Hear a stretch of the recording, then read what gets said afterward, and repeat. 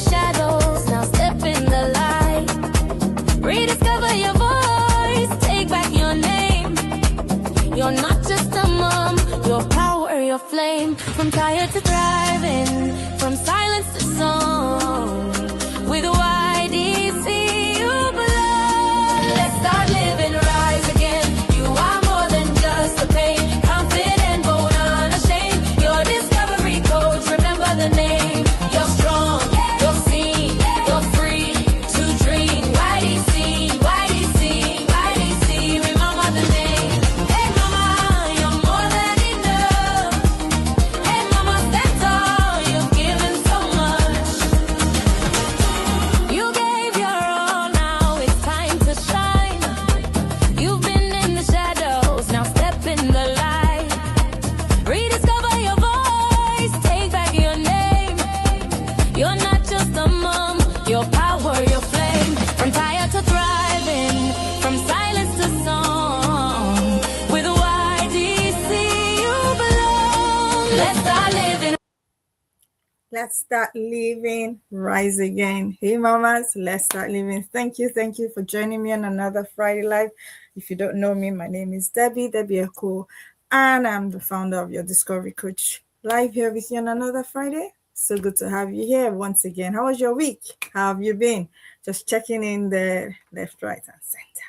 Let's go. Today we're going to be talking about when a mistake turns into self-attack. Yes, you heard me. You made a mistake, right? And then you turn it into self-attack. Let's see why that happens, and let's see how we can mitigate that.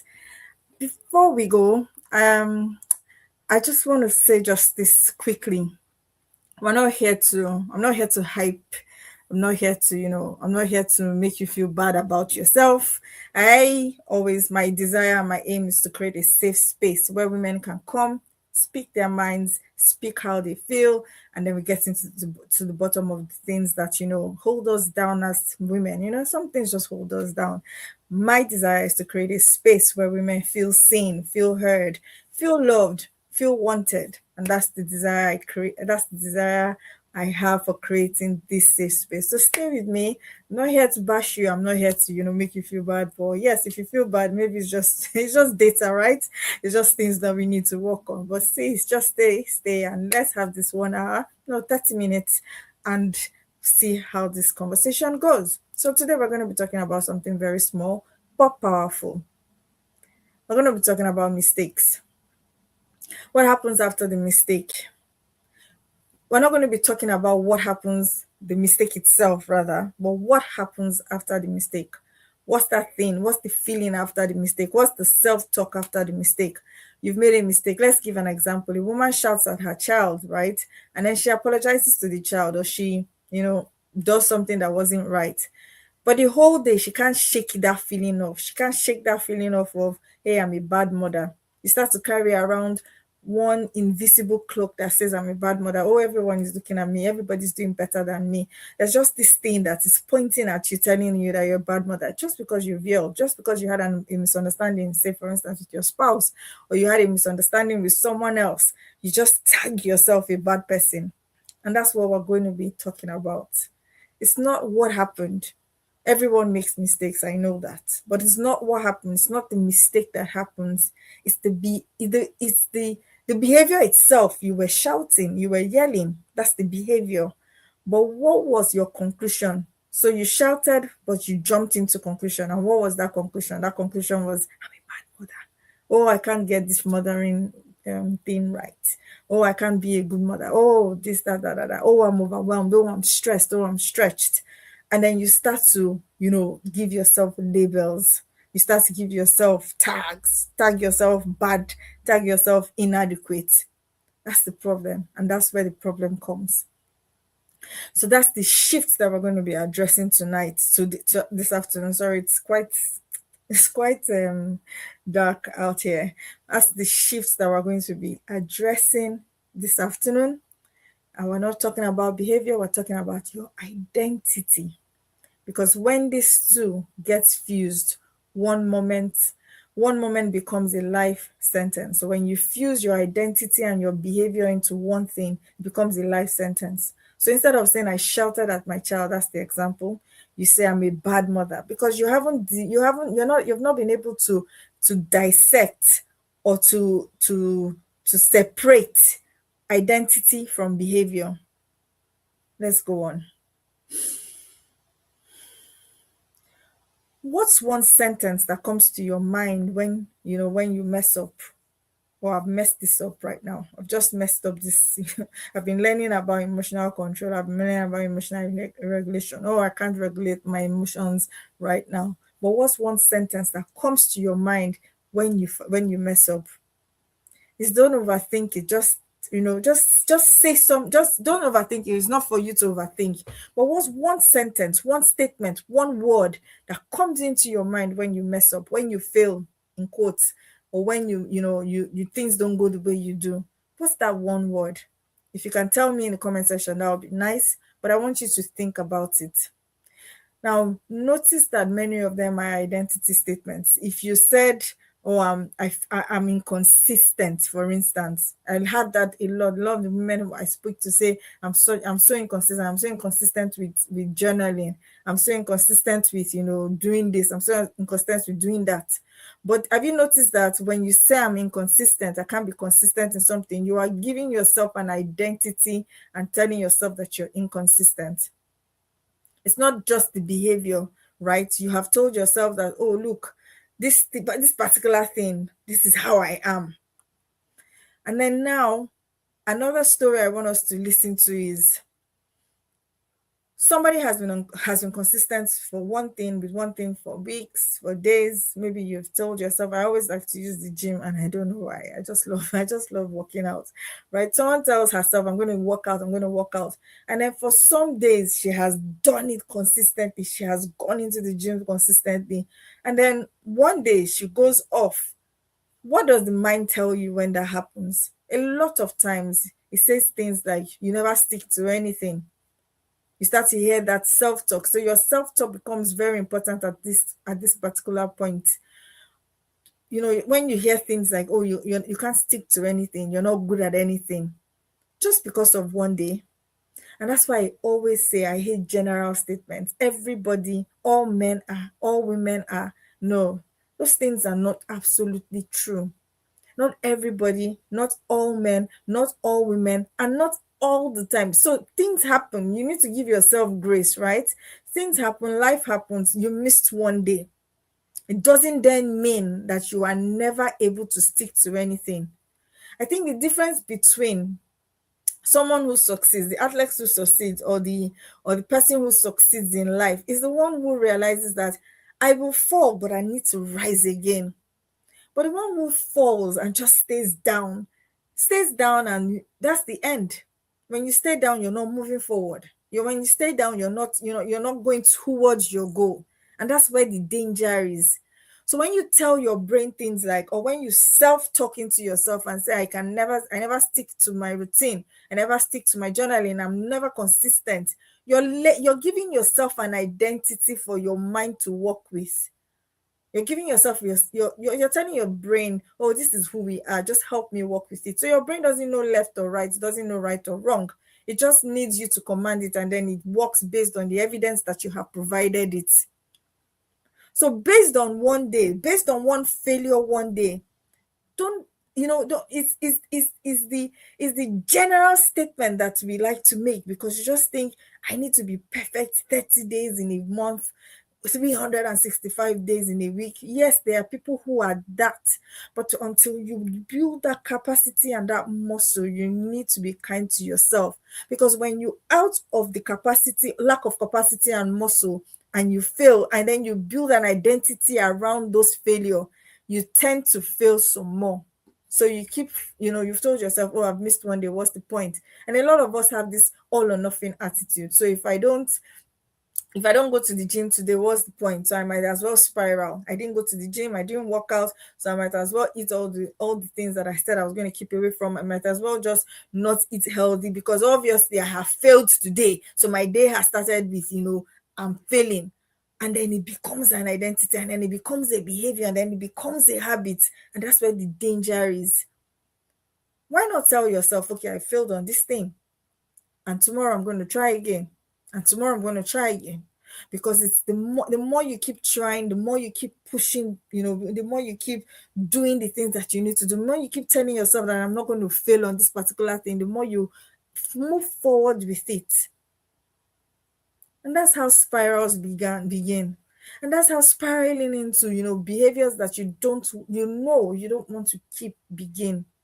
So one reaction, then one delay, and then one mistake, and then your mind now starts to try to prove to you that this is who you really are. I keep telling my children, I tell my children, and I tell myself, not just my children, I say anybody can learn anything. The fact that I haven't learned it yet does not mean that I have failed.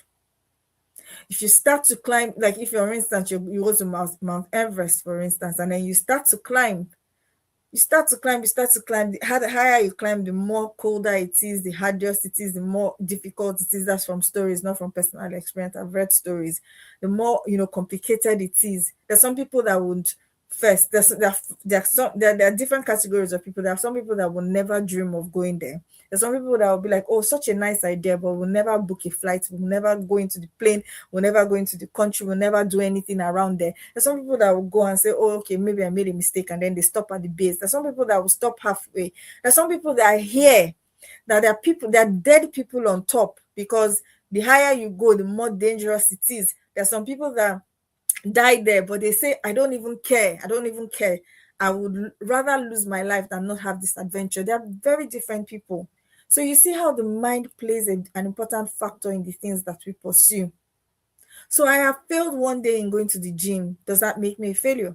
I have failed one day on my diet plan, for instance. Does that make me a failure? I have failed one day in yelling at my kids and not being able to regulate my emotions. But I also need to, take my mind back to the time where I would not even try, to the time where I won't even know that these things were a problem, to the time where I didn't think that, I needed to keep these things. So yes, when you're on your journey, you need to be able to be kind to yourself, because when you spiral out of control, and keep saying, you tell yourself, oh, there's no point, let me just keep spiraling. You're denying the fact that you're human. There's no human being that wakes up, that gets born and just starts walking immediately. And it's the same thing. Every muscle has resistance. Building any muscle, building anything, there's a lot of resistance involved. You see, you're missing one day might be just that resistance. And your brain is not saying you can't do it. Your brain is just saying, I'm not comfortable with this yet. I've not caught up with this idea yet. It hasn't entered into my mindset that we can do this thing. It hasn't entered into my thinking capability that you can do these things. But as you push, you build the resistance, you push and get that thing finally, becomes second nature for you. So it just proves that you're human when you make a mistake. And then shame takes a moment, and then what happens when you make a mistake and then shame takes a moment? It just makes it global. It just makes it look like, oh, I can never. I don't want you to. Any woman who is listening to me here should not, remove those words. I can't. I hate it when my children tell me that, because anything can be learned. Anything can be learned. Any behavior can be learned. Anything can be learned. Anything can be acquired if you stay on it. So when shame comes and takes its place, it just gives you that sense of, I can't move forward. Let's go on. So have you ever, apologized about, okay, so let's use the child that you yelled at as an example. You've yelled at that child. You've told her you're sorry, but you're still punishing yourself inside for hours.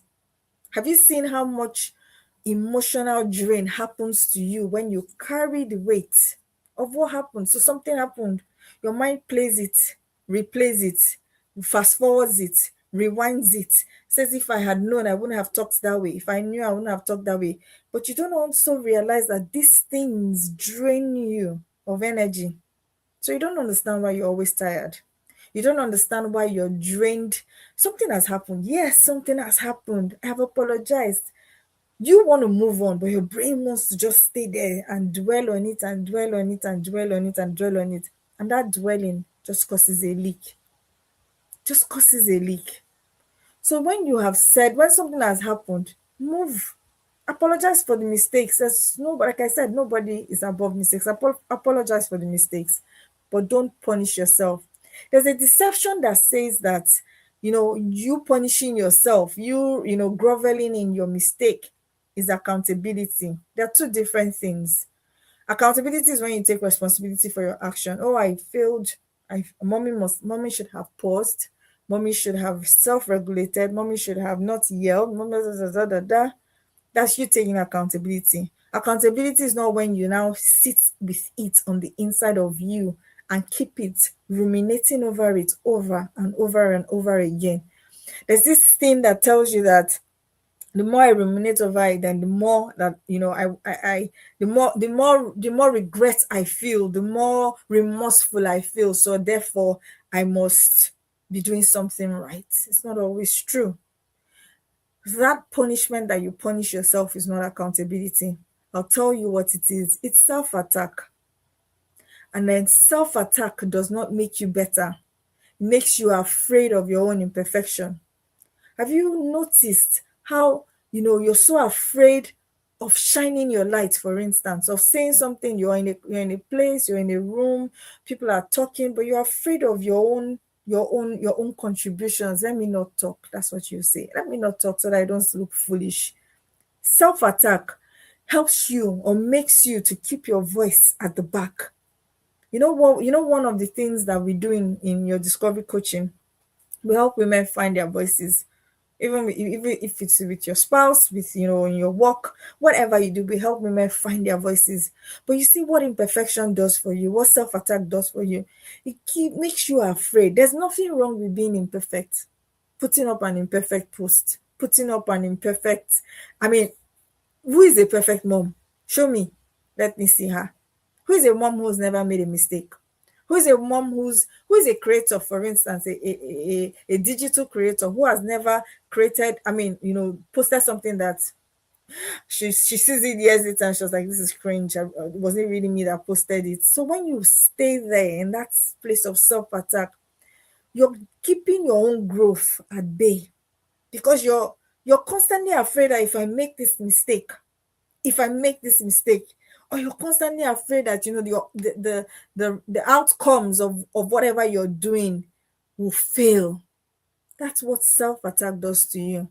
And let me say this, why do we do this? I'll say it gently. Why do we do this? Why do we self-sabotage? That's another word for it. You self-sabotage. You self-sabotage. You are carrying an identity on the inside of you that calls you bad mom. You even have a tag. Done that, been there. My badge is here. No. Remove those tags from you. A lot of times this behavior, this self-criticism, self-attack, and all that, self-sabotage, it comes a lot of times from our upbringing. So many of us were corrected with labels. Sometimes we're told we're stubborn. We're told that we are too dramatic. We're told that you're too sensitive. You're told that you're too careless. So now when you mess up, you don't say that was careless. You say I am careless. Can you see the difference? I messed up. If I said that was a careless action, it's different from I am a careless person. Separate your identity from the mistake. I am careless is different from that action was careless. Me yelling at you as a child, me yelling at you, my dear child, was careless. So you need to learn to separate action and identity. So we've learned identity-based correction from growing up, a lot of us. And now we repeat it internally. Those are the internal scripts that we speak on the inside.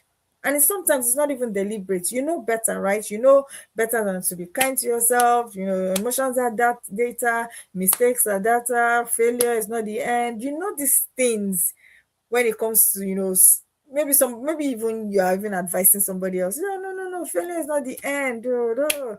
Just take yourself, pack your mat, and then rise again. But internally, in your subconscious, what your subconscious mind speaks about herself or yourself is, I am too stubborn, I am too dramatic, I am too sensitive, I am too much, and things like that. And that's what one of the works we do in your discovery coaching. We help women uncover narratives that they have lived in, sometimes silently. They don't even know those narratives exist. Those narratives exist in your story. Those narratives exist in the stories, the little short stories you tell yourself in your mind. You tell yourself little stories, pockets of stories that are wrapped around your identity, that are wrapped around the way you think about yourself. So you don't understand why you are where you are. You're in a situation where you don't understand why you're not growing. You're doing everything right, but something seems to stop you.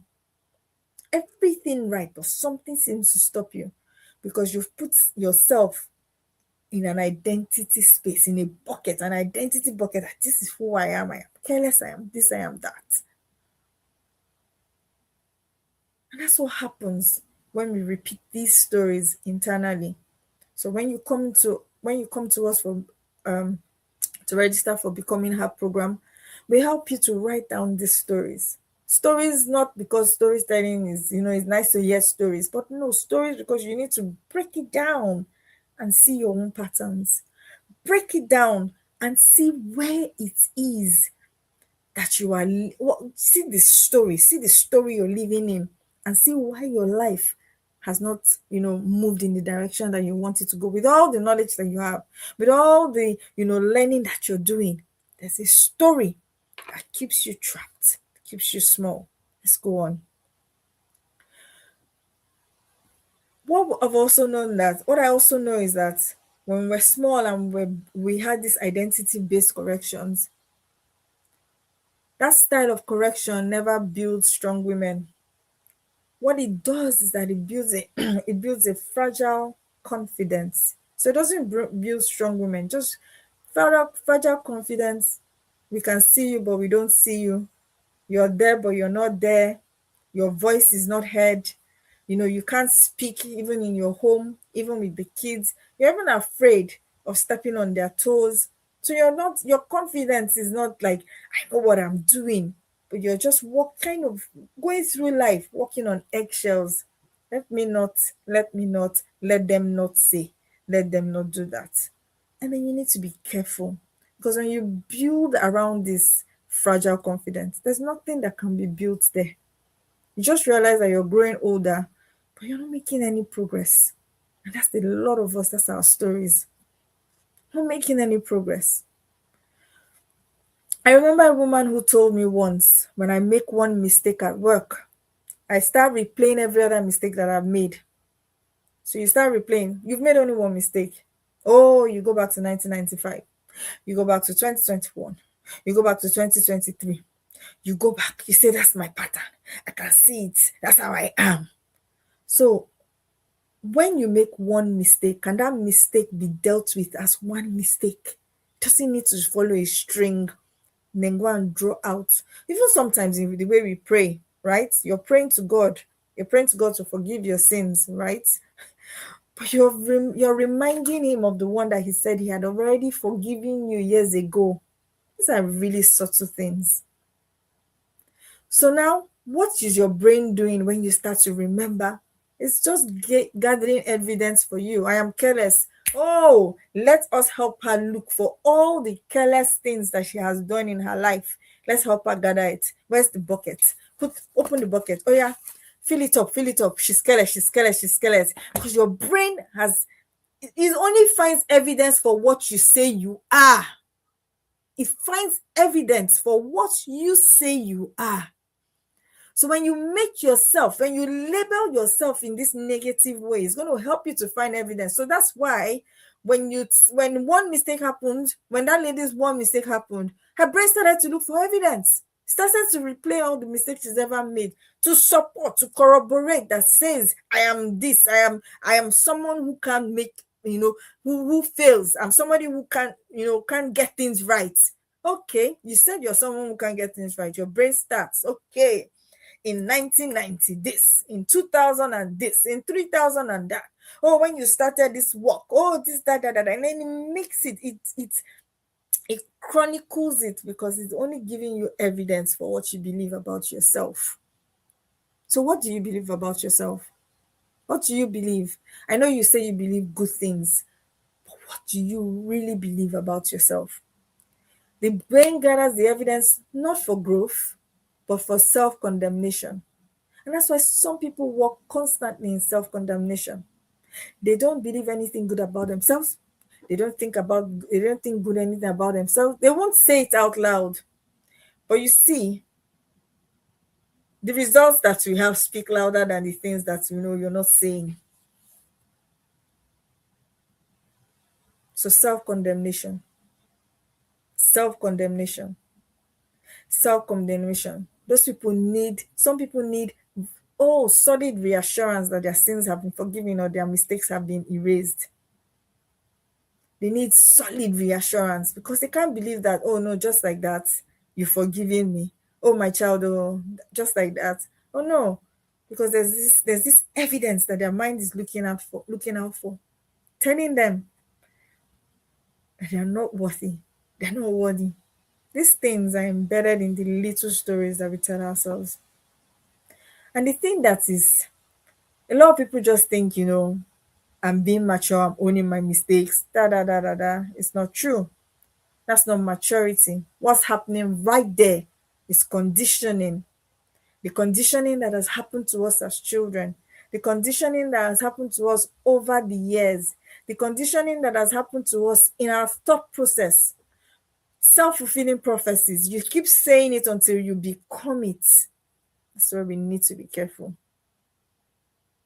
So when you make a mistake, do you isolate it? Or do you gather a whole history of to prove that you are failing? I'm asking you, think about it. When you make a mistake, do you isolate this is one mistake?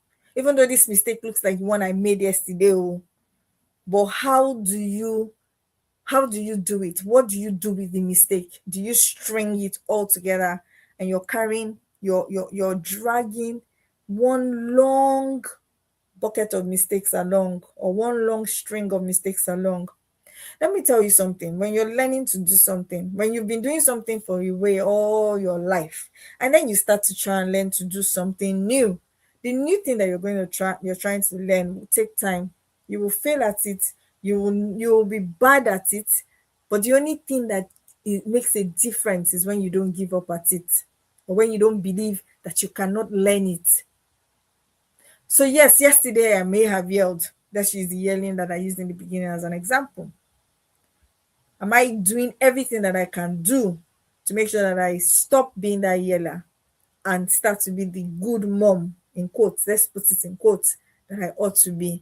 Am I learning to regulate my emotions? Am I learning to do things differently? Am I learning to, be a better person? What am I learning to do? So instead of gathering evidence that I failed yesterday and I failed today, isolate it. I have still not, you can say something like, I am still learning to, instead of just telling yourself that this is who I am, I failed. The gathering of evidence that something happened before and before and before and before is not truth. It is fear trying to protect you. It's not truth. The fact that you miss 2 days in a week is not, it's not a death sentence. You wanted to keep up with your journal, you wanted to keep up with your gym, blah blah blah. You missed 2 days. It's not a death sentence. It just means that you haven't adequately built the muscle that you need to build to stay on a task. And make up your mind, give yourself a plan on how do I need to build this muscle, instead of just spiraling and telling yourself that it's the end for me. Now let's talk about building strength. So the next time a mistake happens, I want you to pause and say, that was a behavior, not that is who I am. You might not get it right immediately, but just tell yourself that was a behavior. That's not who I am. For example, instead of I'm an angry person or I'm an angry woman, tell yourself, you can reframe it to say, I reacted from overwhelm. When you start to deal with the behavior and not your personality, you'll start to find ways Okay, I reacted from overwhelm. How can I stop being overwhelmed? What are the processes that I can use to, cocktail this from happening again? Do I need to pause? Do I need to walk away? Do I need to, what do I need to do differently? But when you say I'm an angry woman, you can close the door and then your brain starts to find evidence for your anger. Instead of saying I'm inconsistent, for instance, say I need stronger systems. What can help me to, build consistency? Do I need to put a reminder on my phone? Do I need to put a checklist on the kitchen fridge? At least that's the last thing you close in the night, the kitchen fridge, or you put a checklist on your on your wall. Anything. What are the systems that can help me to become more consistent? So stop saying things that can be inconsistent. Ask yourself, I need stronger systems. What are the stronger systems that I can build? Instead of saying things like I am always ruining things, say I mishandled that moment. So now what you're doing when you do that is that you are separating the action from the identity. You're separating the action from the identity. You're not an angry woman. Anger can be managed. Is that the identity you want to identify as? So separate it. I reacted from overwhelm. And then you start to find solutions to the things, to the behavior. Now that's where your power comes from. And that's what is emotional maturity. That's where emotional adulthood comes from. So let's do this. Instead of saying, I'm terrible at consistency, say it with me. I struggle with consistency when what? For instance, you're a mom, you're a wife, you're a person for yourself, you're a daughter, you're this, you're a that. And as a mom, right, especially for the kids, you have 5 days in the week, 3 days out of the week, your children have after school club, after school activities. So you struggle in those days, in those 3 days out of the week, to keep up with the number of things that you have to do. Find a system, know what your days are. That's an example. Just know what your days are so that you're not putting unnecessary pressure on yourself and you're not telling yourself that you're terrible at consistency. Sometimes I wake up in the morning and I journal the thing I was supposed to journal yesterday, very early that morning. And then I'm like, okay, 2 days in a row, because it's still fresh in my mind, right? But I missed one day journaling does not make me that I'm not going to take the badge of inconsistency, because there are days where when the kids finish their own activity, I'm going to use my own days as an example. Let's say Monday, when the kids finish their own activity, I also go and learn something. I learn swimming. So on that Monday's day, by the time I'm back at 9 o'clock, I feel like I just need to sleep. And that's okay. So when you work with your reality, I don't know who this is for because this is not part of my notes. But when you work with your reality and you keep consistency with what it is that is available for you, you're not putting unnecessary pressure and then telling yourself that you can't, because it's that pressure that makes you think that you can't. But meanwhile, in the season of life that you're in the space that you are in, you want to do everything, but it's not physically possible. So you label yourself inconsistent, you label yourself a failure, you label yourself overwhelmed, and your brain, faithful brain of yours, will find evidence for you. But if you take your book now and say, okay, Monday, Wednesday, Friday are hectic days for me. What's the minimum viable thing I can do on that day so that I'm not putting unnecessary pressure on myself? The minimum viable I can do is to read 2 pages. On other days that I have more time and I don't have school runs and I don't have after school club and I don't have this and I don't have that, I will now do 12 pages to make up. That way you are not breaking any streak, but also you're not trying to keep up the same consistency and intensity on the same day. All days are not created equal. There are days that will be heavier than others. So tell yourself, there are days that I do only one line. Yes, one line of journaling, because I don't want to break the streak, but one line. Those are my heavy days when I know that if I write, I'll write rubbish. I cannot think because I just need that. I need rest is not a sin. Sleeping is not a sin. So if I don't put my head down and sleep, the next day I will carry it over and I will be cranky. So you build systems. You build systems that help you to stay consistent,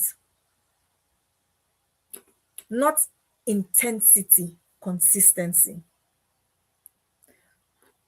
This helps you to, shift from character attack to problem solving.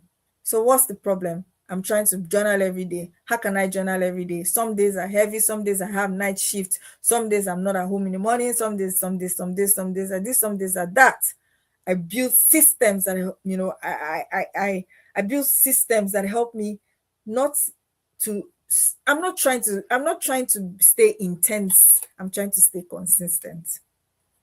Now, let me also say something before I end. My time is up.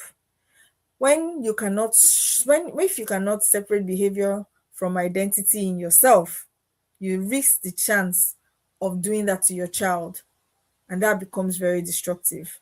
So instead of saying things like "you are rude," say things like "that behavior was disrespectful." Instead of saying "you are lazy," you can say "that task was not completed." I don't know how many of us are guilty, but sometimes we tend to attack the person, not the behavior. So when you separate it, that's where your emotional maturity comes in. That's where you can even see what the problem really is. So if you can imagine, saying that task was not completed, you start to look for ways to help that child.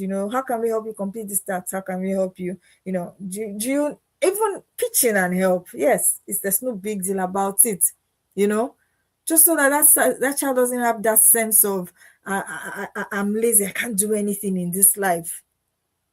Let's correct behavior and let's protect the person, whether it's yourself, whether it's your child, whether it's your spouse, because shame-based correction always produces or creates shame-based adults. A lot of us are so ashamed to just come out and speak, just come out and talk, right? Because there was so much shame growing up. So you're afraid of, just shining that light that you have. And from today, we're breaking that pattern. So I want to ask you a question before I round up. What would you change in your life if your mistakes didn't threaten your identity? Just think about it. What would you change in your life if your mistakes didn't threaten your identity? Just think about it. Just think about it. If you're not afraid of any mistakes, if you viewed mistakes as mistakes are part of life, I would readjust. What would you do? What would you do differently? What would you dare to do? What are the things that you would dare to become if mistakes didn't threaten your identity? And that's where we come to an end. Thank you so much for staying with me in this last 38 minutes. Don't take your time for granted. What we have done today is to separate the lie from the truth. The lie is that one mistake can define you, and that's not true. Another lie is that one emotional reaction cancels your growth. That's not true. Another lie that we have cancelled is that one inconsistent week proves that you are incapable, and that's not true. Let me say this clearly. You are not your worst moments. You are not your emotional spike. You are not your delayed task. You are a woman learning. You are a woman refining. You are a woman growing in capacity. And growth requires safety. If you need to grow, you need to be in a safe space. Your body needs to know that I am safe enough to grow. Your body needs to know. You need to come into safe spaces. And that's why we created the Becoming Her program. That's why we've created programs here. That's why YDC exists. Building women who are not ashamed, who take on life like they own it, who own their process, own their becoming, own their growth, not from shame, not from fear, but because they have dealt with the things that have held them back. Growth requires safety, and today we choose this. Tell yourself, I will correct my behavior. I will not attack my identity. I will take responsibility, but I will not shame myself. I will grow. without self contempt. Mistake is data and it is not destiny. Thank you so much and do have an amazing, amazing weekend.